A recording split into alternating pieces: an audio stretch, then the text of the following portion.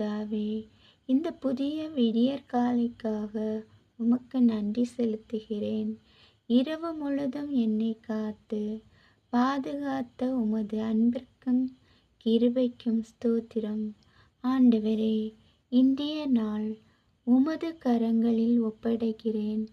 என் சிந்தனைகளையும் வார்த்தைகளையும் செயல்களையும் வழிநடத்தும்.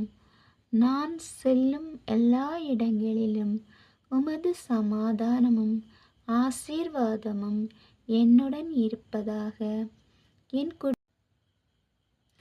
என் குடும்பத்தினரையும் நண்பர்களையும் உமது பாதுகாப்பில் வைத்தருளும்.